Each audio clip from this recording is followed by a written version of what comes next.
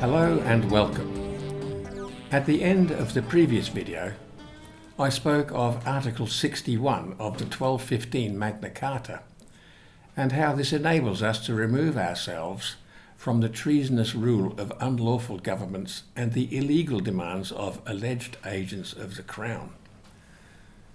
So what exactly is this article and why is it significant and relevant to today's situation?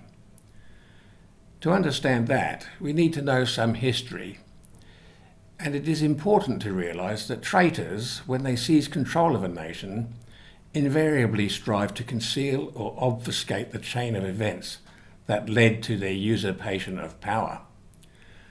This is because if the facts were known to the victims of their crimes, there would inevitably be repercussions, and most likely punishments to follow. Thus we find that such regimes either rewrite the history or, better still, ensure that it is no longer part of the educational syllabi of their fiefdoms.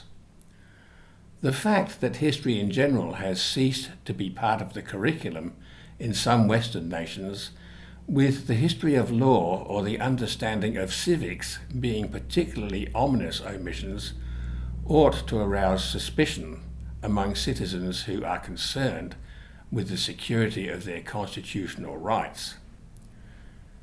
Currently in Australia, there are large numbers of people who either don't know that there is a written constitution, or if they are vaguely aware of it, have an extremely scant notion of what it contains and how it is supposed to operate. There are more people aware of the Constitution now than there were in February 2020, admittedly. But the general level of knowledge on this subject remains pitifully low, especially in comparison with, say, the percentage of the US population which has some knowledge of that country's constitution. Indeed, it is depressingly familiar to hear some Australians say, when reference is made to the Constitution, "Isn't that an American thing?" If we're ever to redress the parlous state of Australian polity, this fog of ignorance must be dispersed by a blaze of sunlight and blasts of educational air. As has been said many times, those who don't know their rights have none. So we each need to obtain an understanding, preferably better than rudimentary, of the history of our legal system and laws. This is a vast and intricate subject, but some basic facts will do for our purpose here. First, as part of the British Commonwealth, all such countries, including Australia, exist under the umbrella of the British Constitution. Many people are under the misapprehension that there is no such thing, especially in the context of comparison with the American Constitution. But this is not so. The British Constitution is indeed a written one, comprising several documents accumulated over many centuries. The concept begins with what is frequently referred to as the common law, which evolved over time and was codified to a significant extent by King Alfred the Great, 848 to 899, who remains to this day the only English monarch to receive the Great appellation. There are only 4 basics to this system, which, referring to the video Take a Stand, is a good indication, according to Marcus Aurelius, that a community under such a system would likely experience little corruption. These 4 pillars are: do no harm, cause no loss, commit no fraud, and keep the peace. It's not hard to imagine a society comprising people who adhered to these principles being one where most people would be happy to live. Everyone living under such a regime would enjoy the same human rights and would respect those of others and expect reciprocation of that respect. However, At that time, it was an almost universal practice for countries to have a king or emperor, if he were a successful king in terms of conquest. And there would be continual conflicts arising out of the question of how far the king could go in breaching one or more of the foregoing tenes in dealings with their subjects. In 1215, England was unfortunate in being saddled with a king who was not only a wastrel, but so incompetent at retaining the holdings he had inherited that he came to be nicknamed John Lackland, having lost vast tracts of estates in France. His impecunious ways led to his taxing of his subjects becoming so oppressive that the aristocratic nobles, on whom all kings must rely for support, and who in return are supposed to receive their fair share of the booty, were moved to rebel. These barons forced King John to the negotiating table at Runnymede in 1215, where he had to seal the Magna Carta, Latin for Great Charter, a document which delineated the conditions under which future kings, nobles, and the people had to interact. This charter was a treaty, not an act of Parliament, which did not exist at the time as we know it today, so it is incapable of repeal.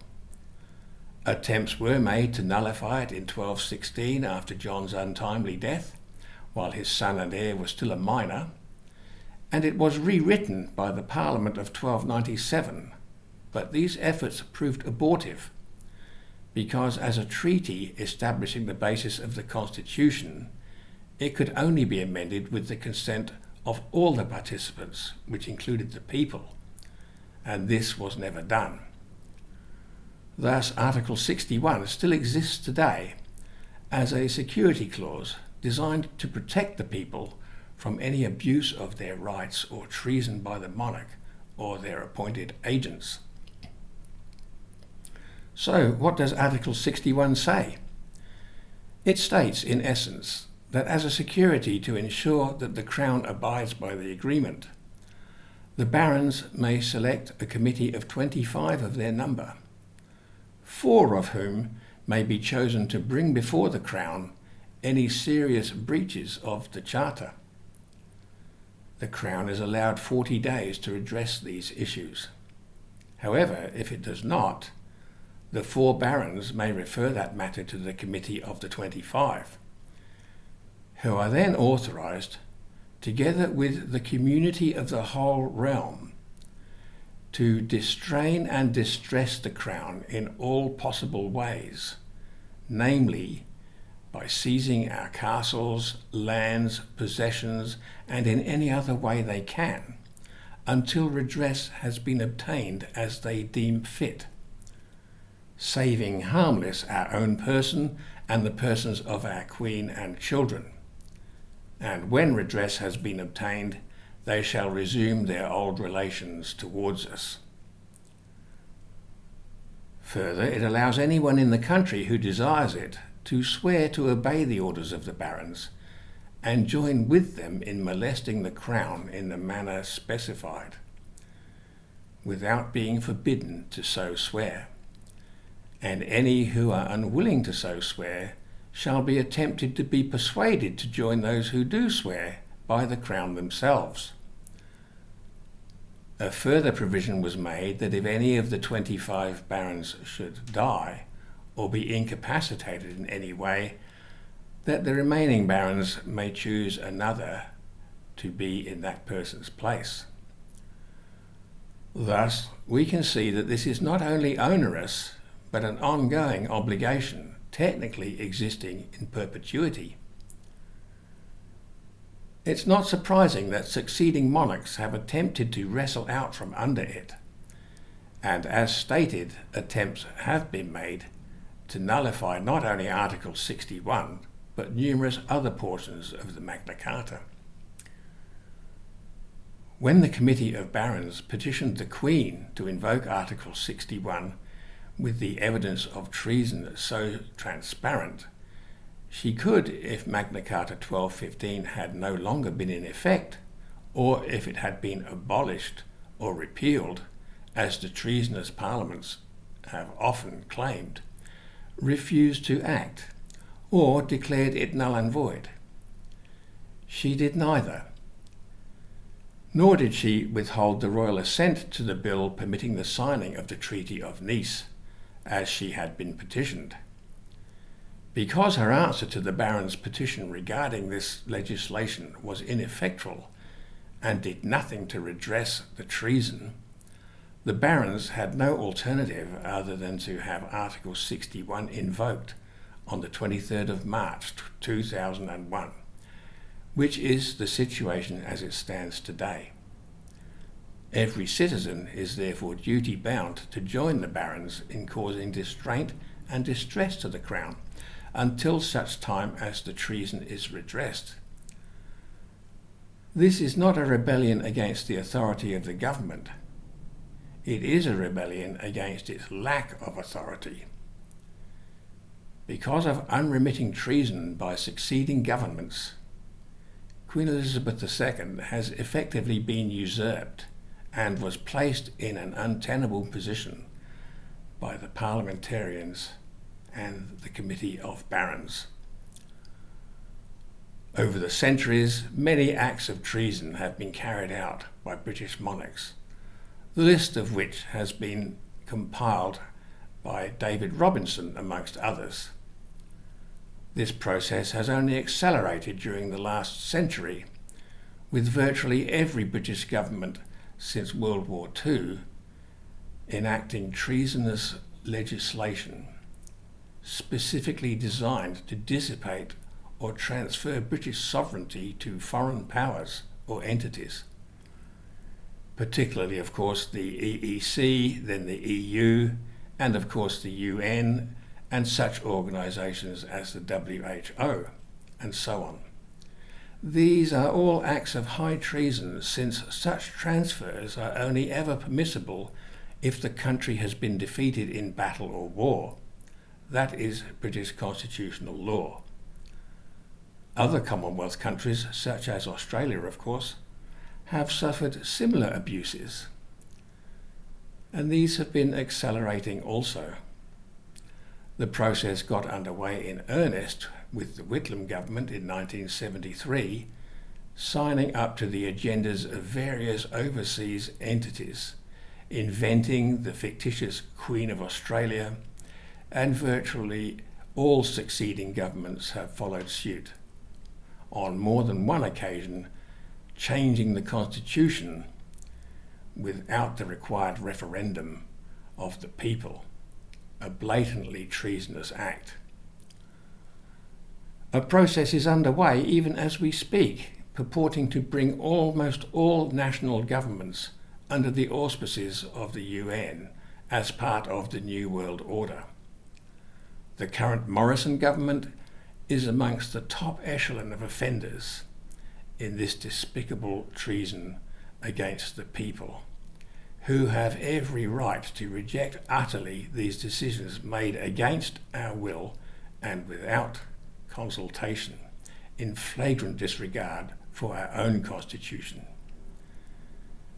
Because the corruption has spread like a cancer into every organ of our polity, the legislature, the judiciary, the police services, the education system, and so on, it is basically futile to appeal to our legal system or court system.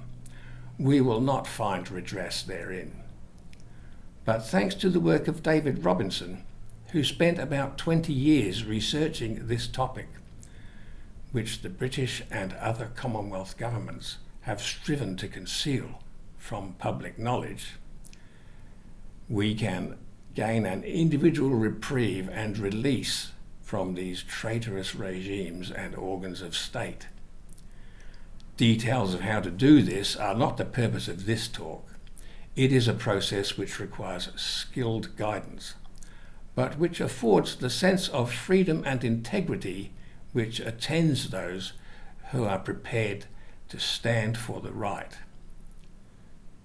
David Robinson founded a group known as Practical Lawful Dissent, which operates today in many Commonwealth countries, including Australia. Robinson enjoyed unparalleled success in resisting and rebutting illegal or unlawful demands placed upon him and his associates by alleged agents of the Crown, without ever having to step into court. If you want to know more about how to do this, which now that you are aware of it is a lawful duty binding upon you if you are a Commonwealth citizen, contact the Practical Lawful Dissent group in your area and learn how to start dismantling these treasonous and illegitimate governments step by step, person by person. I enclose a link to the group, which operates out of Perth in Western Australia. Thank you.